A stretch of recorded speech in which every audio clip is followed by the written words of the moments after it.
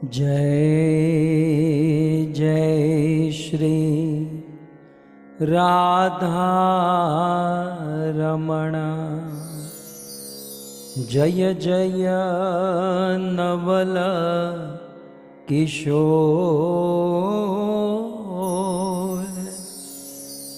जय गोपी चित चोर प्रभो, जय जय माखन चोर, जय जय माखन चोर। श्री कृष्णचंद्र भगवान की, जगत गुरु श्रील प्रभुपाद की। सो उपस्थित भगवत कथा अनुरागी पधारे हुए भक्त वृंद, इस सभा को परम सुशोभित करने वाले भगवत कथा रसिक वरिष्ठ भक्त गण, दूर दूर से गोविंद टीवी, फेसबुक, यूट्यूब आदि के माध्यम से इस कथा का श्रवण करने वाले समस्त श्रोतागण, सभी भक्तों का श्रीमद् भागवत कथा में पुनः एक बार हार्दिक स्वागत एवं आप सभी भक्तों के चरणों में हमारा प्रणाम। राधे श्याम। आहा, समुद्र के बीच में बैठा हूं, समुद्र की हवा आ रही है। हम मर गुजराती में क्यों तो आ दरियो घुघवाटा करे छे, और समुद्र माने भगवान का ससुराल है भाई। सो अब तो आप समझ ही चुके हैं कि आज कौन सी कथा होने वाली है। हाँ, ओ हो, ये तो सारे ऋषि मुनि सब नौका में बैठकर चल रहे हैं। ये सब लोग नौका में बैठ सकते हैं तो हम क्रूज में क्यों नहीं बैठ सकते बताइए। ये सब नौका में बैठे ना, साधु संत। अब बाबा ने क्रूज में बैठवानी शू जरूरत है, दाढ़ी वाला ने, आप देखिए मेरे पीछे ये सब बैठ रहे हैं ना। सो ये भगवान आनंद कराते हैं। तो खैर, श्रीमद् भागवत श्रुति फल। सो हम अब तक 23 प्रसंग की चर्चा कर चुके हैं।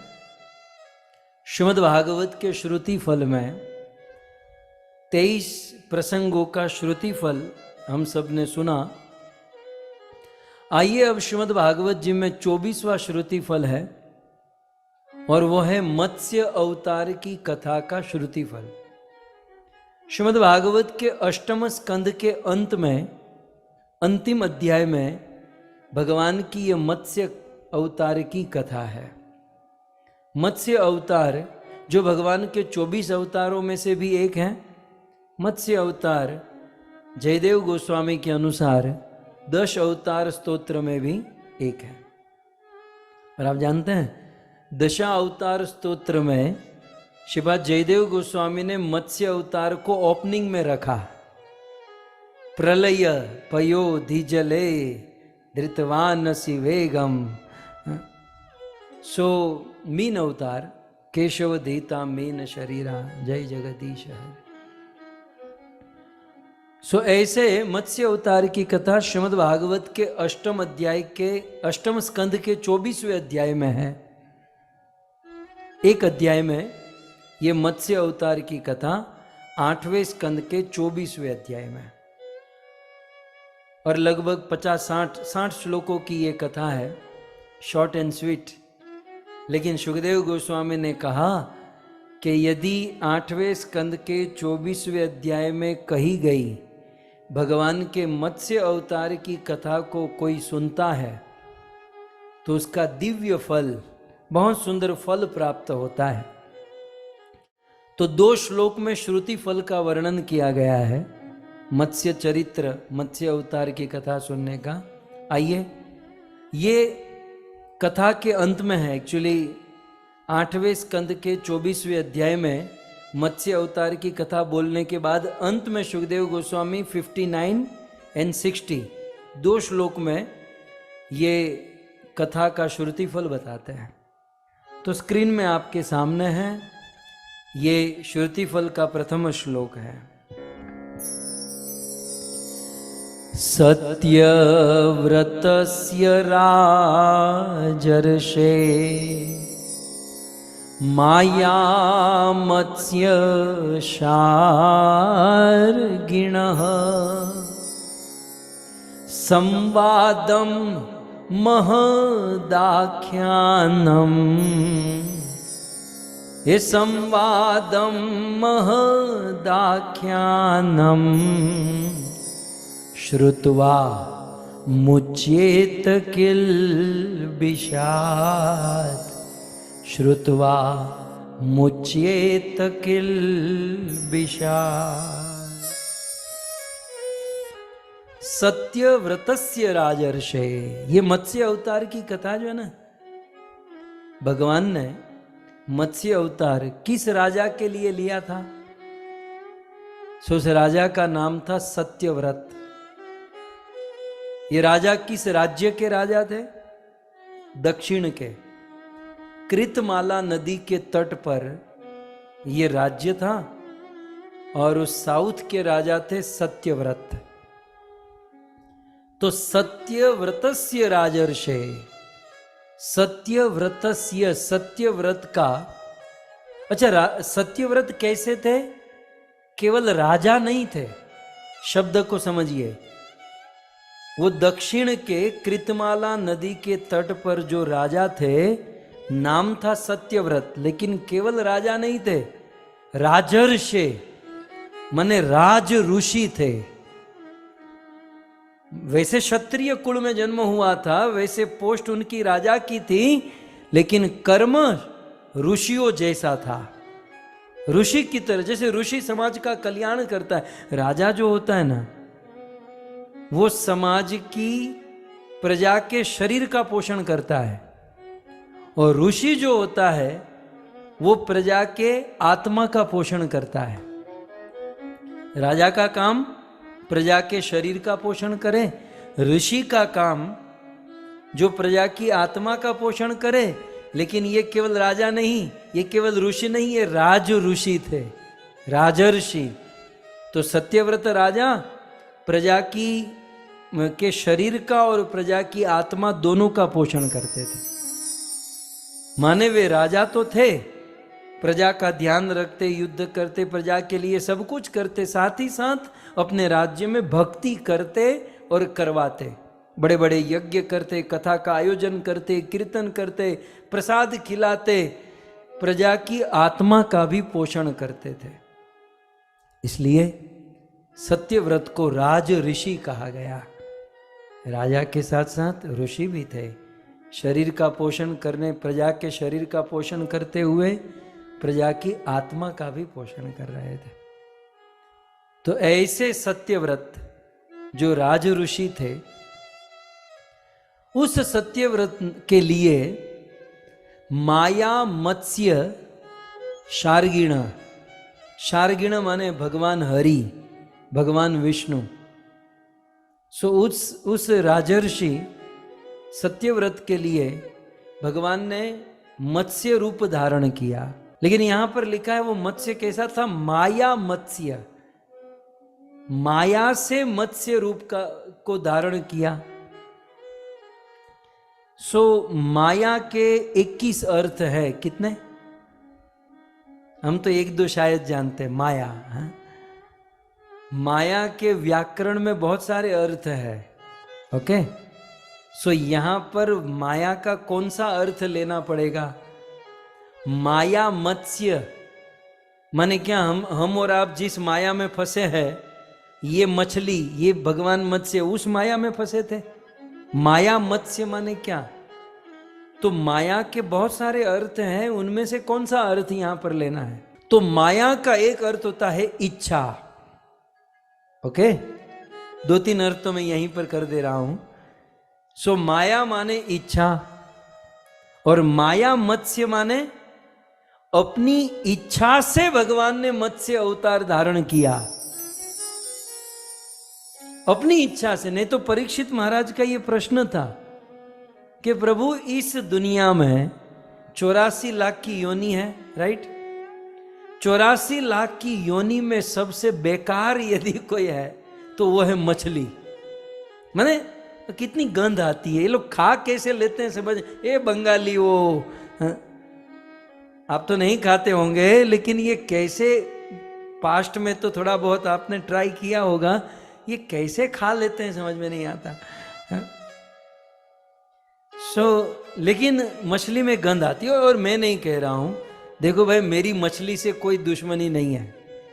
परीक्षित महाराज ने अपनी जिज्ञासा में कहा कि विडंबनम गर्हितम, भगवान ने ऐसा गर्हित रूप धारण कैसे किया? वो तो स्वतंत्र है, तो राजकुमार बन जाते या कुछ भी बन जाते, ये मछली बनकर भगवान क्यों आए? स्वतंत्र ईश्वर मछली क्यों बने? मछली कोई बनने लायक है? आप में से कोई मैं मछली बनना चाहती हूं, कोई कौन मछली बनेगा यार? मछली मछला कोई नहीं बनना चाहेगा। और मछली की चेतना भी बहुत कम होती है। सो भगवान को मछली बनना पड़ा। तब सुखदेव गोस्वामी कहते हैं माया मत्स्य माने इच्छा से मत्स्य रूप धारण किया, नहीं कि जबरदस्ती। हम लोग मछली बनेंगे तो अपनी इच्छा से नहीं बनेंगे। अब आपने जितनी मछली खाई है इंटू 1000 कर लीजिए, उतनी बार तो मछली बनना ही पड़ेगा। माता जी को मछली, पुरुष को केकड़ा, मछला। जैसी करनी वैसा फल, आज नहीं तो निश्चित कल तो मिलने वाला है। माया, मैं इस पॉइंट पर कह रहा हूं जो श्लोक में कहा, सत्यव्रतस्य राजर्षे माया मत्स्य शार्गिण। शार्गिण माने भगवान विष्णु, भगवान हरि। शार्गिण भगवान का एक नाम है, इतना समझ लीजिए। तो शार्गिण भगवान ने माया मत्स्य, तो इसका एक अर्थ हुआ माया माने इच्छा, अपनी इच्छा से मत्स्य रूप धारण किया। भगवान को बाय फोर्स या हमारी तरह जबरदस्ती मछली नहीं बनाया गया, अपनी इच्छा से मछली बनाया। ओके, जीव गोस्वामी ने माया का दूसरा अर्थ किया। ये बहुत सारे आचार्य इस पर अपना मंतव्य देते हैं। तो यहां पर माया का अर्थ जीव गोस्वामी क्रम संदर्भ में लिखते हैं माया कृपया। माया का एक अर्थ इच्छा, माया का दूसरा अर्थ होता है कृपा। कृपा को भी माया कहते हैं। अब इसका अर्थ क्या होगा? माया मत्स्य शार्गिण। शार्गिण भगवान विष्णु ने माया से मत्स्य रूप धारण किया, माने कृपा से मत्स्य रूप धारण किया। किस पर कृपा? सत्यव्रतस्य राजर्षे, राजा सत्यव्रत के ऊपर माया माने कृपा करने के लिए मत्स्य रूप धारण किया। तो एक तो अपनी इच्छा से मत्स्य रूप धारण किया, और दूसरा कृपा करने के लिए मत्स्य रूप। यहां पर एक करुण रस भी कुंती लेकर आई।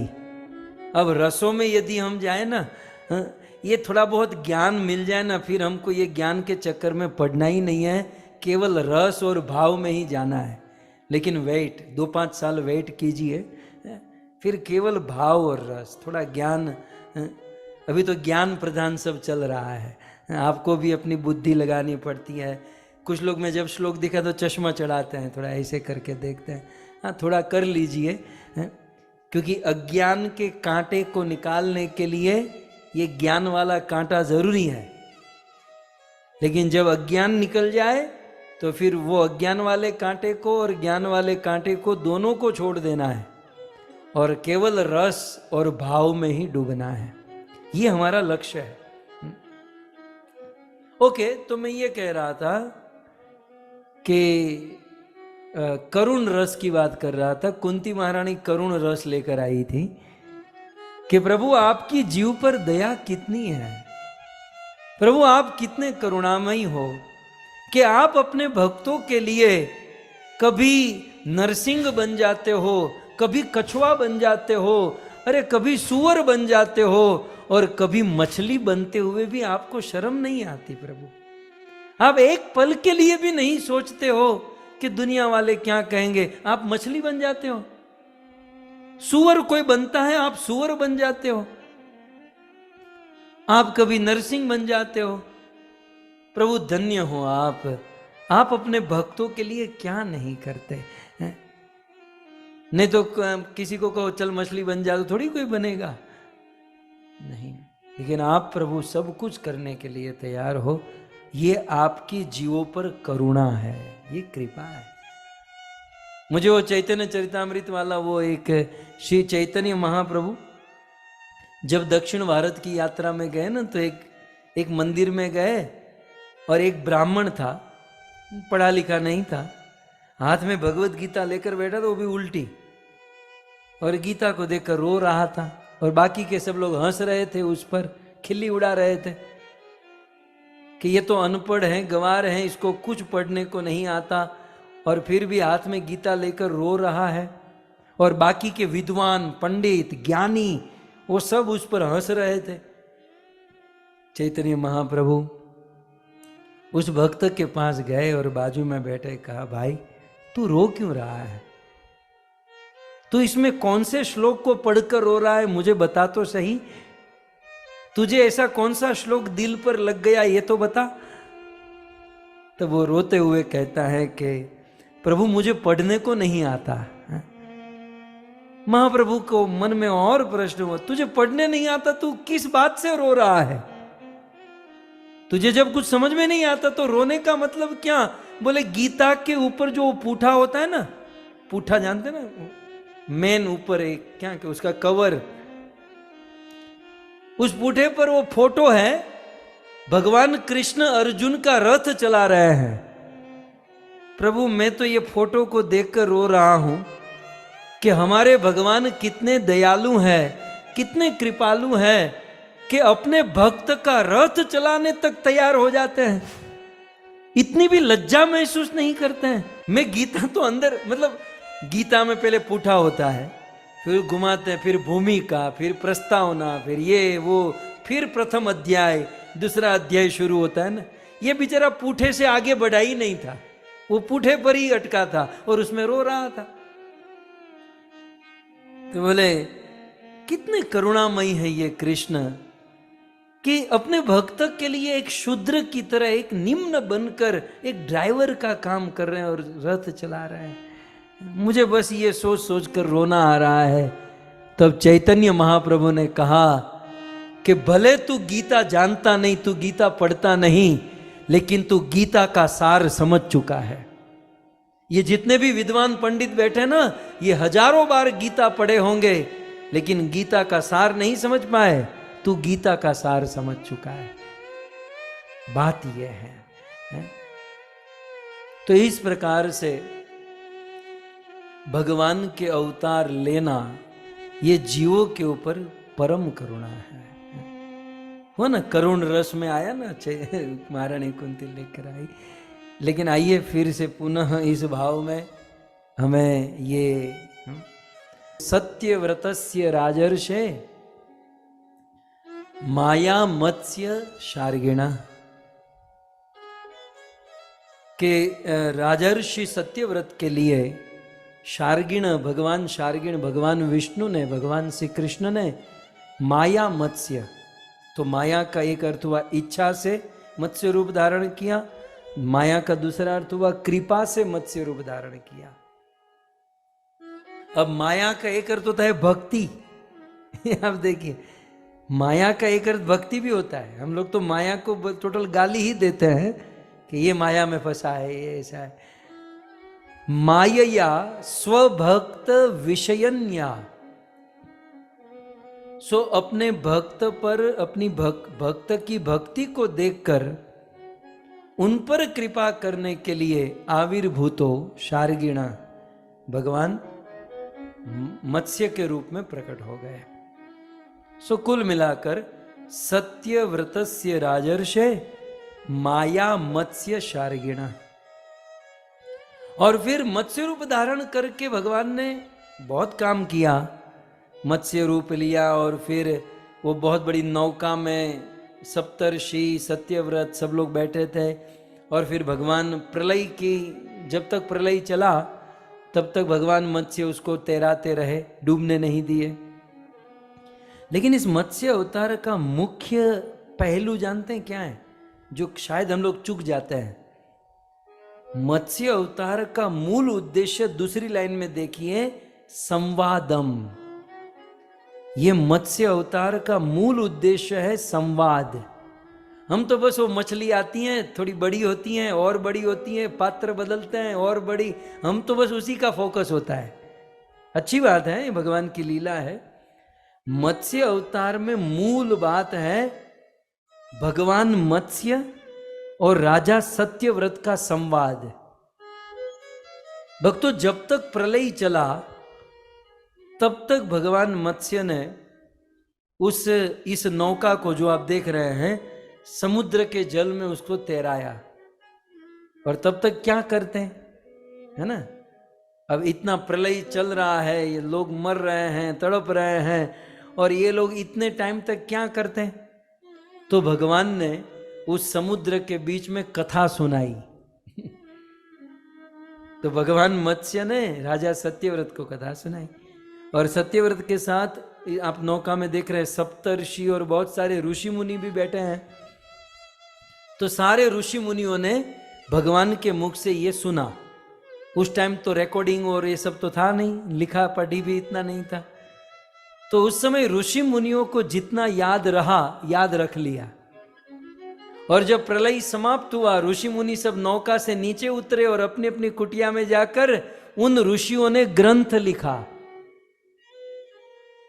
और किसी ऋषि ने कोई एक ग्रंथ लिखा। आप देखो, जितने भी वेद और शास्त्र है ऋषियों के द्वारा लिखे गए हैं। फलाने ऋषि उवाच, फलाने ऋषि उवाच। तो भगवान मत्स्य के मुख से ऋषियों ने जितना ग्रास्पिंग किया, जितना ग्रहण किया, उन्होंने उतना ग्रंथों में लिखा।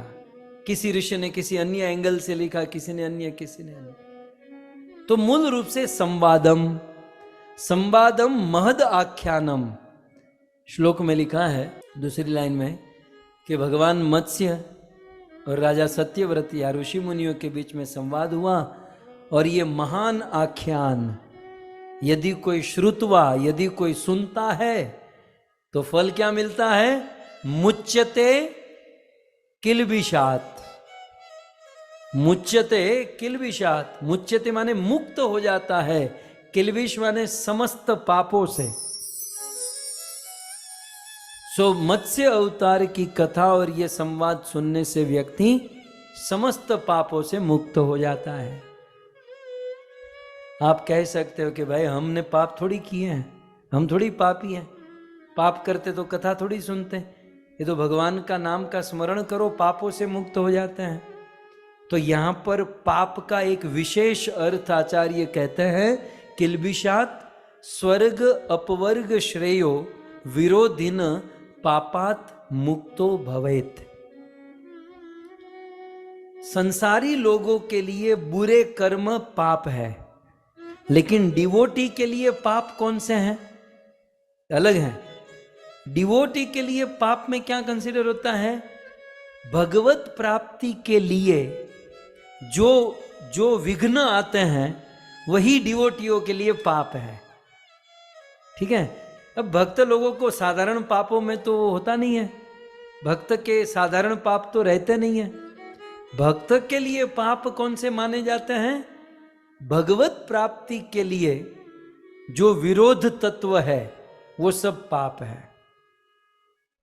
तो यदि हम मत्स्य अवतार की कथा सुनते हैं तो भगवान की प्राप्ति में जो विरोध तत्व है, जो विरोधी वस्तु है, वो सब मुक्त हो जाते, वो सब दूर हो जाती है। और फिर आगे कहते हैं श्रुति फल का और एक श्लोक, अवतारम हरेर्योयम कीर्तये अन्वहम नर संकल्पास्तस्य सिद्ध्यन्ति स याति परमां गतिं स याति परमां गतिं।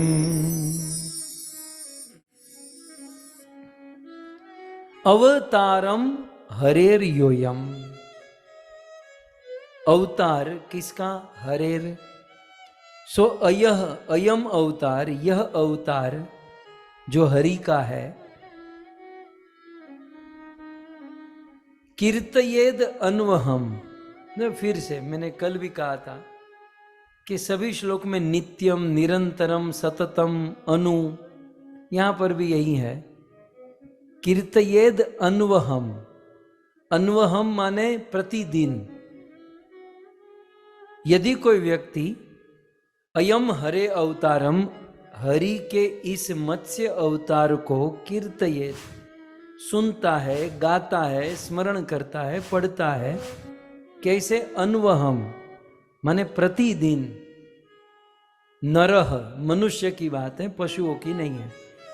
सो यदि कोई नर, यदि कोई मनुष्य इस मत्स्य अवतार की कथा को रोज सुनता पढ़ता है तो जबरदस्त फल है। कहते हैं संकल्पा तस्य सिद्ध्यन्ति। मत्स्य अवतार की कथा को रोज पढ़ने से उस मनुष्य के सारे संकल्प सिद्ध हो जाते हैं। मान लो आपने अपने मन में कोई संकल्प किया है और वो संकल्प पूरा न हो रहा हो, मत्स्य अवतार का पाठ मांड दीजिए।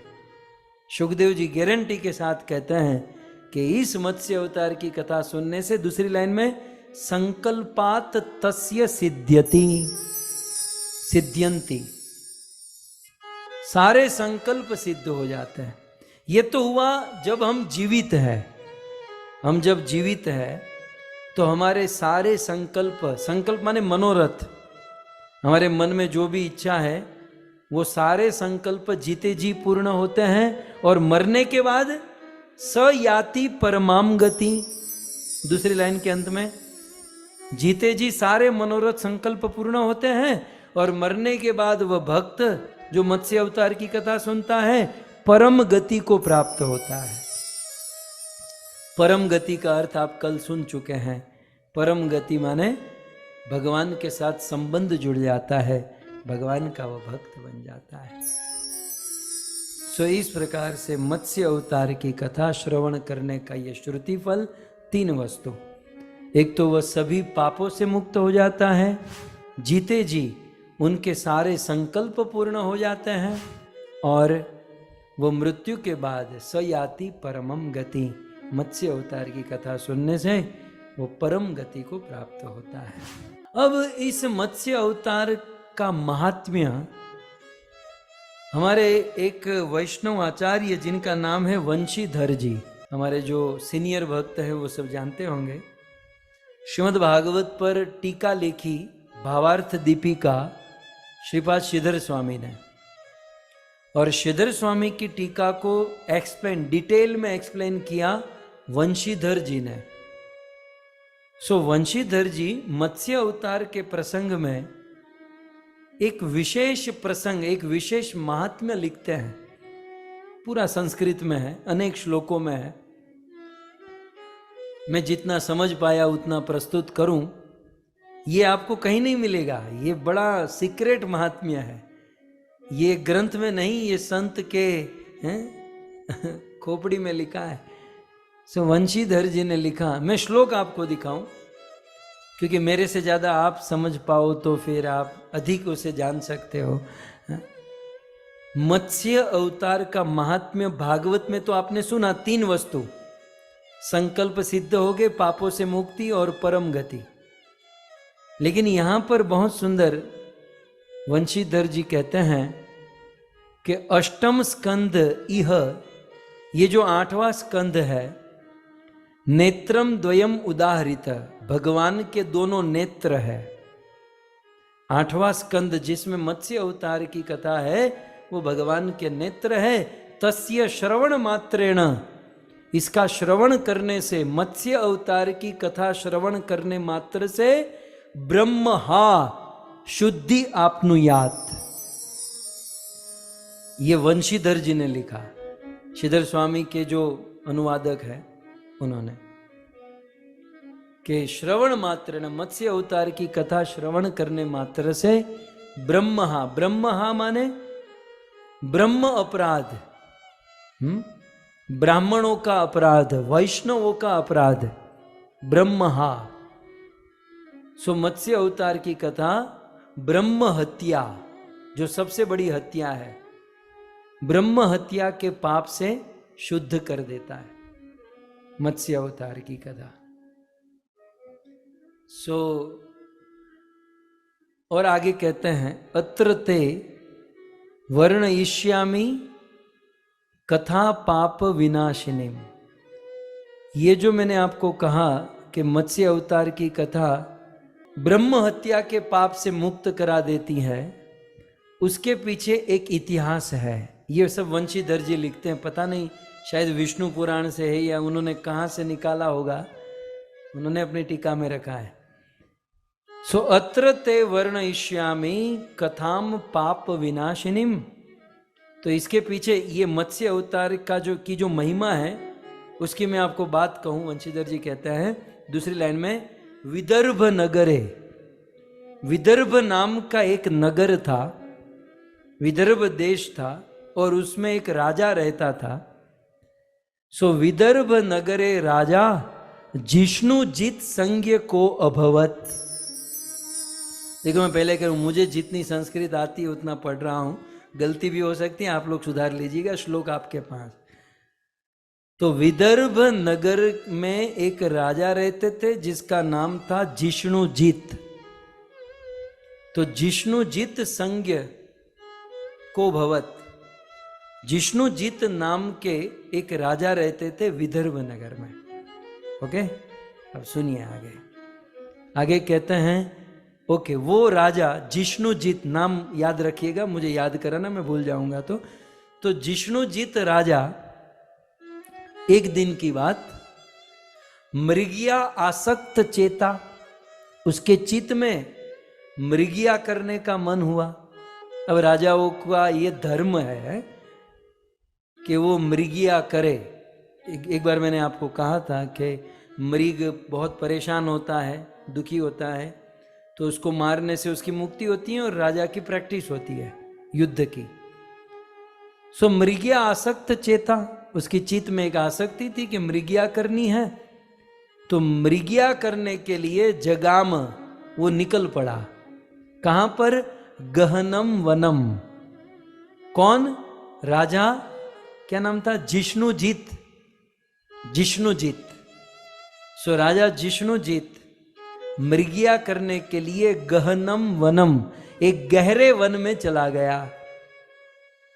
अब अकेला था, उसके साथ सामान नहीं था, घोड़े के ऊपर सवार था, अकेला था और घोर वन में चला गया।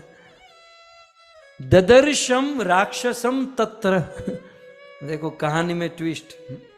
अब राजा मृगिया करने के लिए तो रोज जाता था, लेकिन आज क्या हुआ, वो बहुत गहरे वन में चला गया। तो ददर्श, राजा जिष्णुजित ने देखा। क्या देखा? राक्षसम तत्र, वहां पर एक राक्षस को देखा। और राक्षस कैसा था? शूल हस्तम नरांतकम, नरों का अंत करने वाला, मनुष्य को खा जाने वाला, मनुष्यों को मारने वाला, और अपने हाथों में शूल लेकर खड़ा था। शूल हस्तम, हाथों में शूल लेकर, नर अंतकम, नर को मारने वाला, मतलब नरभक्षी। जितना मुझे समझ में आ रहा है कह रहा हूं, गलती हो सकती है पंडितों, आप लोग समझ लीजिएगा। लेकिन ये जितना, क्योंकि अभी मेरे सामने आया, मैं पढ़ रहा हूं, मैं भी पहली बार पढ़ रहा हूं। आप विश्वास करोगे, ये मैं पहली बार पढ़ रहा हूं, पढ़ते पढ़ते बोल रहा हूं। क्योंकि जब मैं यहाँ पर बैठा तो मुझे किसी ने कहा वंशीधर जी ने मत्स्य पुराण की, मत्स्य अवतार की महिमा लिखी है। मैंने कहा लाओ पढ़ लेता हूँ सबके बीच में, तो पढ़ लेता हूँ। खैर, तो उस ददर्श राक्षसम, उस राक्षस को देखा जिसके हाथों में शूल था और नर को मारने वाला। फिर आगे क्या हुआ? तत् सम्मुख जगाम आशु जयाकांक्षी धरापति। तो वे धरापति, वो राजा जो थे, उस राक्षस के सामने खड़े रह गए। तो राक्षस दैत्य उवाच, दैत्य वो राक्षस बोला, राक्षस बोला, क्या बोला? किमर्थो किम अर्थम आगतो यत्र। है राक्षस तो अपने मूड में बोला होगा ना। किम अर्थ मतलब राक्षस संस्कृत में बोला होगा। बोलो, अब देखो तो सही, राक्षस लोग संस्कृत जानते हैं और आदमी लोग संस्कृत नहीं जानते हैं। राक्षस क्या बोला? दैत्य उवाच, राक्षस उवाच क्या बोला? किम अर्थम आगतो यत्र, यहां पर तुम क्यों आए हो? लगता है तुम भाग्यविहीन हो गए हो, मंद भाग्य नराधिप। हे राजन, तुम मंद भागी हो, तुम्हारे भाग्य आज फूटे हुए हैं कि तुझे मेरा सामना हुआ, तू मेरे सामने आया है। क्या आगे कहते हैं? ओहो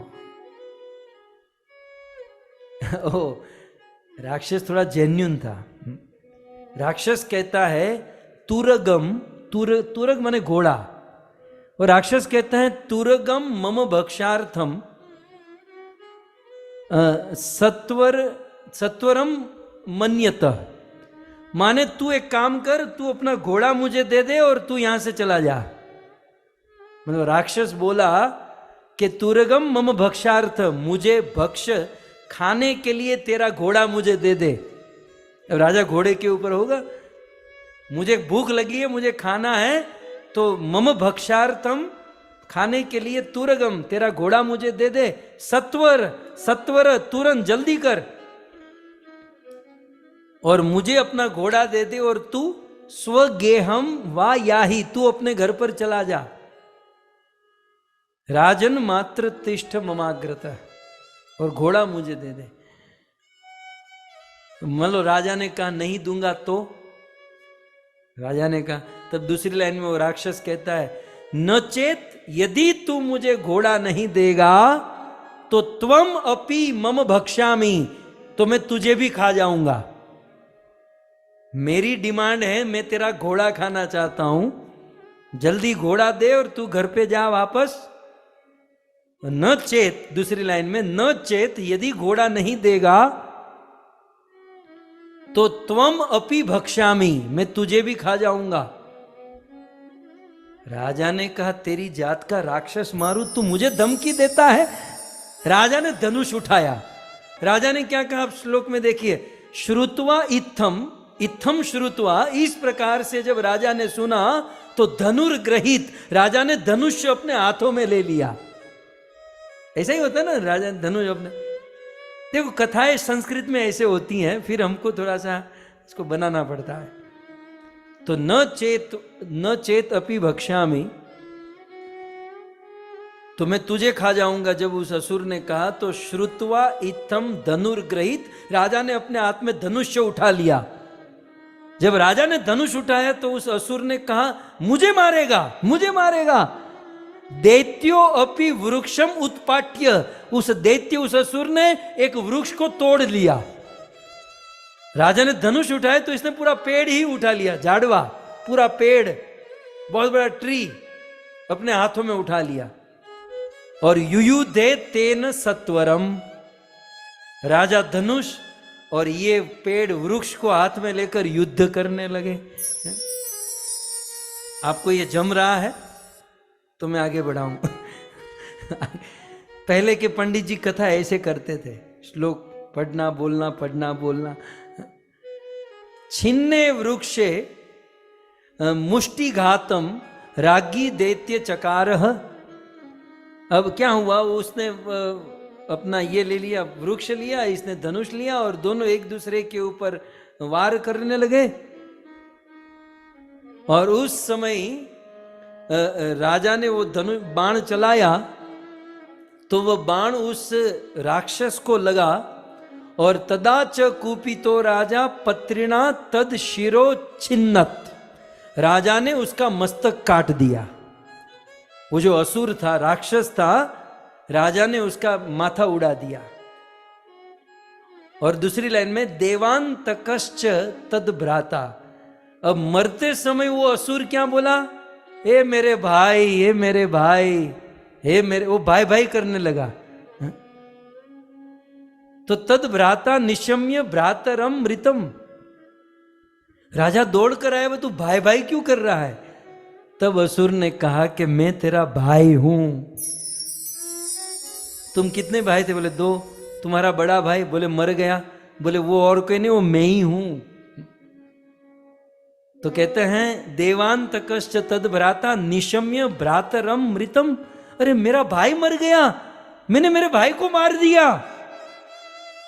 रुरोद बहुधा तत्र भ्रातर ग्रम घात ये कथम, अपने ही हाथों से अपने भाई को मारा हुआ जानकर वो राजा रोने लगा। और राजा ने पूछा कि भाई तू यहां क्या कर रहा है? तब इसने कहा, सालो तुमने कभी श्राद्ध किया, कभी पिंडदान किया, कभी कभी ये पितृपक्ष में कभी भी मुझे याद किया? राजा ने कहा कभी नहीं किया। बोले इसीलिए मेरी मुक्ति नहीं हुई है, मैं भटक रहा हूं, मुझे खाने को नहीं मिल रहा है, इसलिए घोड़ा खा रहा हूं, हाथी खा रहा हूं, तुम लोग मुझे खाने को दो, इसलिए तो मैं तड़प रहा हूं। तो इस प्रकार से क्योंकि तर्पण नहीं किया था, श्राद्ध नहीं किया था, इसलिए राजा के बड़े भाई की दुर्गति। अब देखो, आप योग तो देखो, हम तो रैंडमली ये कथा सुन रहे हैं ना, तो इस कथा में, मत्स्य अवतार की कथा में पितृपक्ष की महिमा भी आ गई।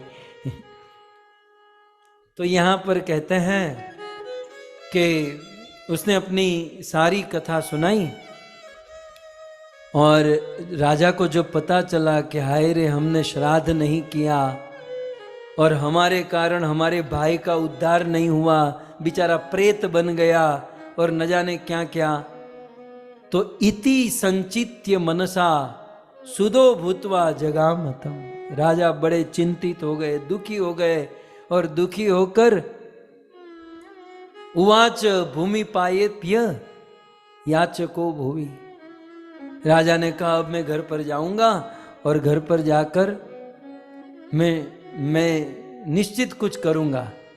थोड़े दिन बीते, श्राद्ध पक्ष आया। अब देखिए, पितृ पक्ष आया। तो श्रुत्वा राजा दैत्यवच पाका देशम चकारतम एकदा श्राद्ध दिवसे।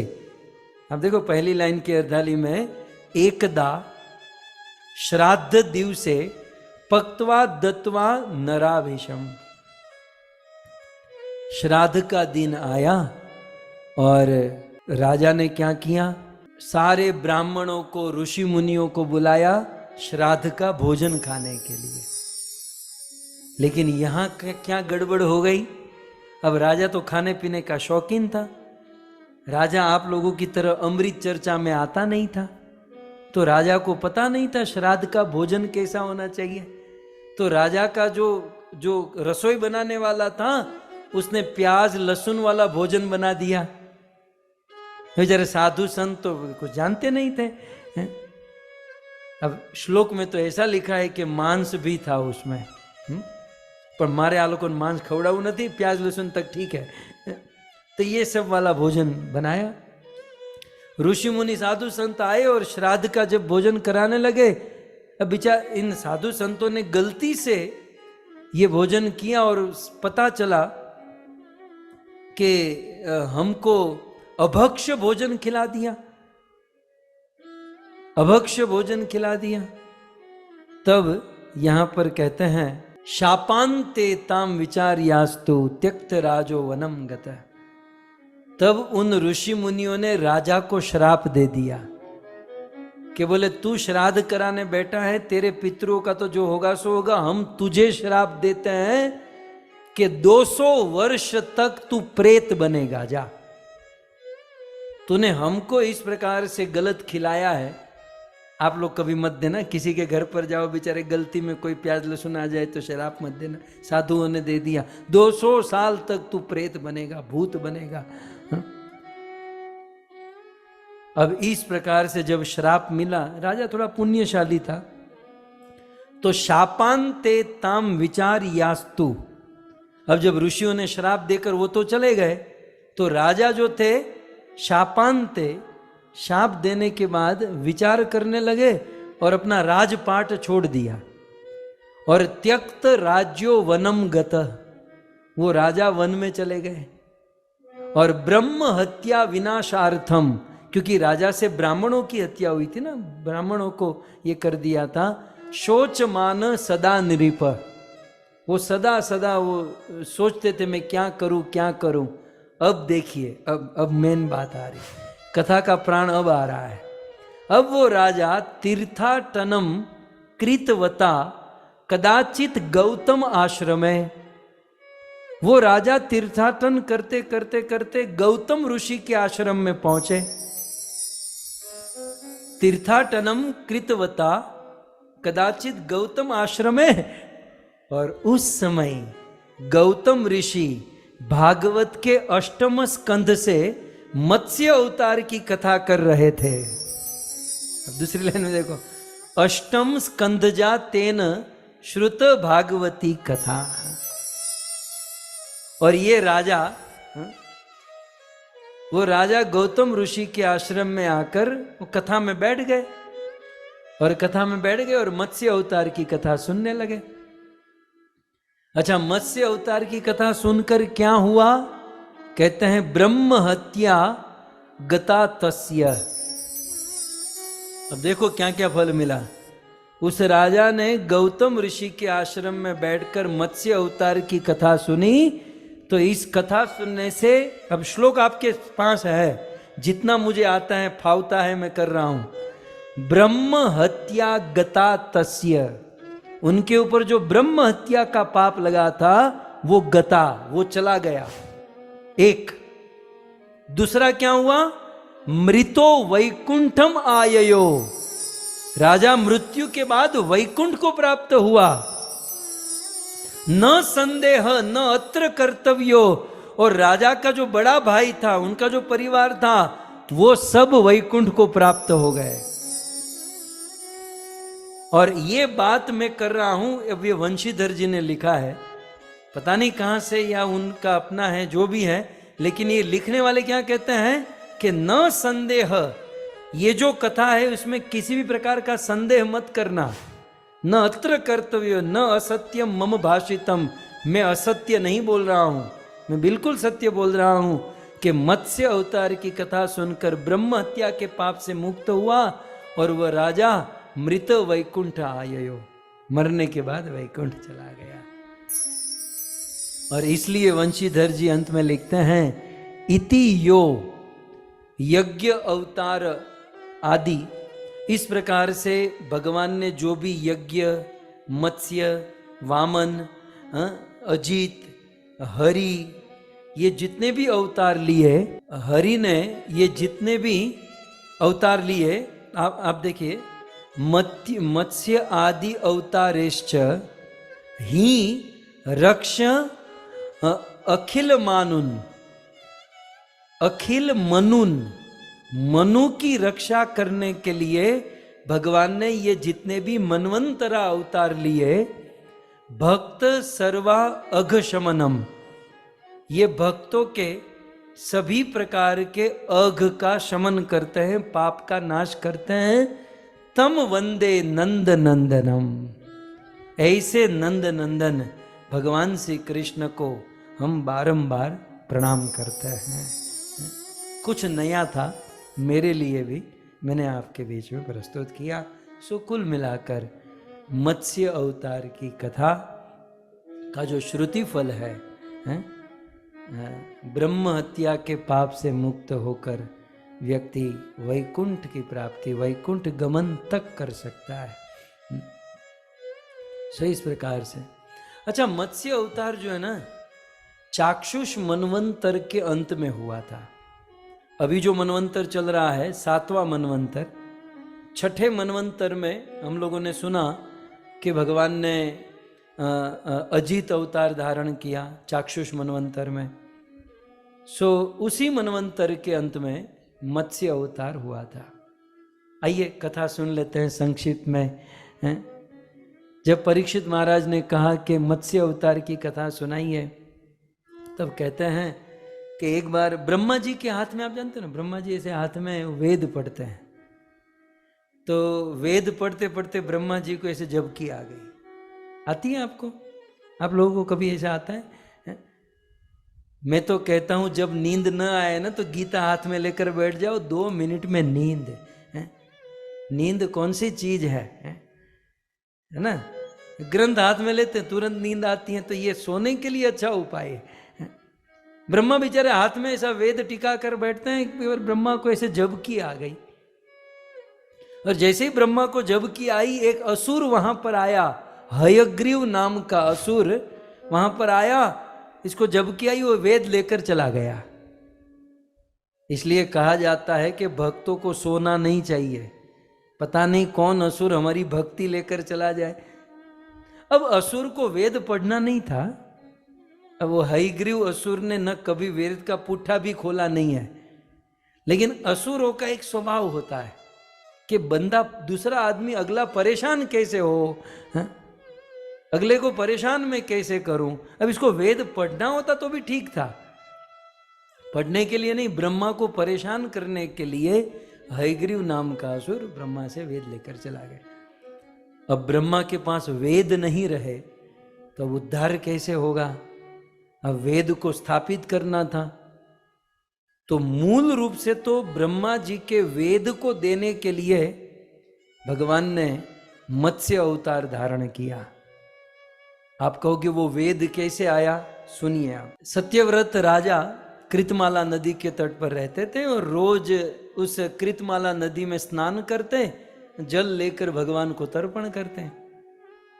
तो एक बार उन्होंने जल लिया, और जैसे ही जल छोड़ने गए, हाथ में छोटी सी मछली, तो मछली भी छोटी छोटी मछली, राजा राजा छोड़ना मत, छोड़ना मत। सत्य सुना, आवाज कहाँ से आ रही है? देखा तो हाथ में छोटी सी कन्या बोल रही है, मैं छोड़ना मत। बोले क्या हुआ, क्या? बोले तुम तो जानते हो कि भाई यहाँ पर बड़ी मछली छोटी मछली को खा जाती है, तो तुम मुझे छोड़ दोगे, कोई बड़ी मछली मुझे खा जाएगी, मैं मर जाऊंगी।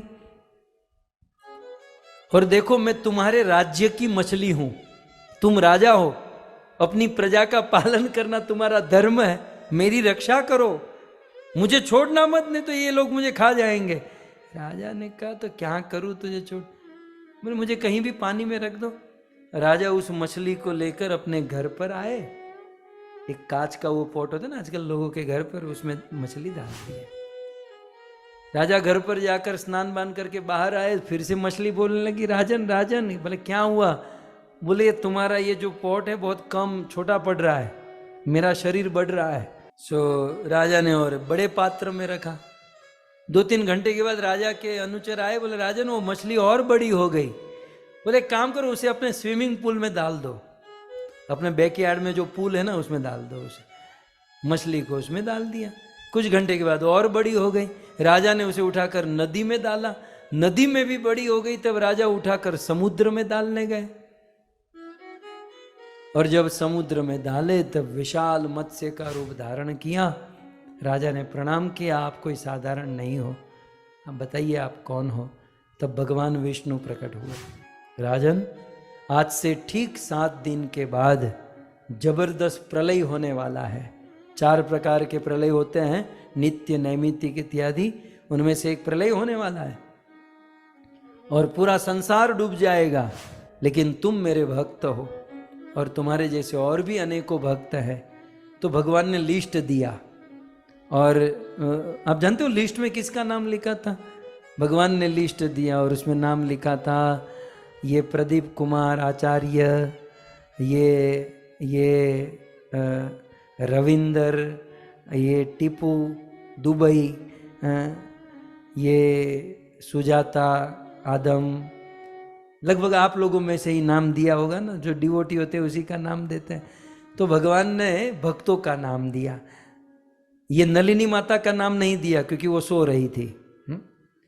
सोने वाले का नाम भगवान ने नहीं दिया है? जो जग कर सुन रहे थे उन सब का अच्छा जग रहे, उन सब का नाम भगवान ने दे दिया। तो भगवान ने सत्यव्रत राजा को इन सारे डिवोटी का नाम दिया, अन्न औषधि को बोले इन सब को लेकर एक नौका में बैठ जाना, और जब समुद्र का जल बढ़ेगा, झांझावात आंधी तूफान होगा, प्रलय में सब डूबेंगे, तब इसी रूप में मैं आऊंगा, वासुकी को अपनी नौका से बांध देना मेरे सिंह के साथ, और जब तक प्रलय चलेगा मैं तुमको तैराऊंगा। फिर आया 1 वीक के बाद प्रलय होने लगा, जैसे भगवान ने कहा था राजा इन सभी डिवोटियों को लेकर, अब तो सब जग रहे हैं, अब तो यहाँ ये नौका जो थी हाउसफुल हो गई क्योंकि बहुत सारे हैं, तो इन सब को लेकर, सप्तर्षियों को लेकर, अन्न औषधियों को लेकर उस नौका में बैठे, और जैसे भगवान ने कहा था वैसे आए। अब देखो आप, क्योंकि हम लोग ये परिभ्रमण करते हैं, तो स्थान पुराण के अनुसार जहाँ तक हमारा रिसर्च है, ये साउथ में समुद्र, साउथ में है ना, साउथ में समुद्र पड़ता है, तो वहाँ से ये सारे ऋषि मुनियों को उस नौका में बिठाया, और वहाँ से उत्तर की ओर, ऊपर की ओर भगवान उसे तैराते तैराते लेते लेते लेते आए। तो ऐसा वर्णन है, चलते चलते चलते देवभूमि मनाली में पहुंचे। ये भारत वाला जो ना कुल्लू मनाली, ये केवल हनीमून का स्थान नहीं है, ये साधुओं का स्थान है। अब ये लोग डिपार्ट हुए थे, मतलब ये लोग चढ़े थे नौका में, कहां पर, इसका ओरिजिन जो था वो साउथ था, और ये लोग ने फ्लाइट छोड़ी कहां पर, भगवान ने मनाली में। ओके, सो मनु महाराज को उठाया नीचे से, मनाली में छोड़ा, मनु महाराज से ही नाम हुआ मनाली, राइट। और फिर उसे देवभूमि कहते हैं, क्यों, क्योंकि ये जितने भी ऋषि मुनि थे वो सब मनाली में ही छोड़े गए, ये सारे सप्तर्षि सब लोग वहीं पर छोड़े, तो ऋषि मुनियों को वो स्थान बहुत अच्छा लगा, तो सभी ऋषि मुनियों ने अपना अपना स्थान खोज लिया और वहां बैठकर भजन किया। और प्रलय जब तक चला तब तक भगवान मत्स्य ने वेदों का ज्ञान दिया, क्योंकि मूल कारण क्या था, वो ब्रह्मा के हाथ से वेद चुरा कर चला गया, तो भगवान ने पुनः वेद उच्चारित किया और ऋषि मुनियों ने उसे सुना, और ऋषि मुनि वहां मनाली में बैठकर उस वेदों को जो भगवान के मुख से सुना था वो लिखे, और फिर वो वेद पुनः प्रकाशित हुए। सो इस प्रकार से भगवान मत्स्य का ये दिव्य चरित्र है। भगवान वेदों की रक्षा कर, वेदान उद्धरते, ऐसा लिखा है कि वेदों का उद्धार करने के लिए भगवान मत्स्य इस धरती पर आए। और फिर तो एक पुराण ही बन गया ना, ये पूरी कथा को डिटेल में मत्स्य पुराण में कहा जाता है। सो इस प्रकार से भगवान मत्स्य अवतार का चरित्र गुरुदेव को बहुत पसंद था। मत्स्य अवतार में भगवान ने सारे वेदों का ज्ञान दिया, राइट। वो ज्ञान देने के बाद जब प्रलय समुद्र शांत हुआ और जब बिछड़ना था, तब राजा सत्यव्रत ने 8 श्लोक में भगवान मत्स्य को प्रणाम किया। 8 श्लोक में एक स्तोत्र गाया। हमारे गुरुदेव कहते हैं कि वास्तविक गुरुवाष्टकम एक्चुअली ये हैं जो भागवत में लिखा है। श्रीमद् भागवत के 8वें स्कंद के 24वें अध्याय में 8 श्लोकों में, क्योंकि भगवान मत्स्य ने ज्ञान दिया था, राइट, और जो ज्ञान देते हैं उसे गुरु कहते हैं। तो राजा सत्यव्रत ने 8 श्लोकों में भगवान को एज ए गुरु प्रणाम किया और महिमा बताई गुरु की। तो एक्चुअली वो गुरुवाष्टकम हम इस्कॉन में जो गाते हैं ना, वो विश्वनाथ चक्रवर्ती ठाकुर वाला गुरुवाष्टकम है, लेकिन मत्स्य अवतार में राजा सत्यव्रत ने 8 श्लोक में जो गुरुवाष्टकम है। जब आगे समय मिलेगा तो इन 8 श्लोक के ऊपर भी एक कथा करेंगे। ये एक टॉपिक बहुत अच्छा है कि इन 8 श्लोकों को गुरुवाष्टकम के रूप में प्रस्तुत किया गया। सो इस प्रकार से मत्स्य अवतार की कथा आप सभी भक्तों ने बड़े धैर्य से इस कथा का श्रवण किया। आइए जय जयकार के साथ हम आज के सत्र का विराम करें। ग्रंथराज श्रीमद् भागवतम महापुराण के श्री कृष्णचंद्र भगवान की, जगत गुरु शिल प्रभुपाद की, निताय गौर प्रेमानंदे। जय जय श्री राधे, जय जय श्री राधे, जय जय श्री राधे श्याम।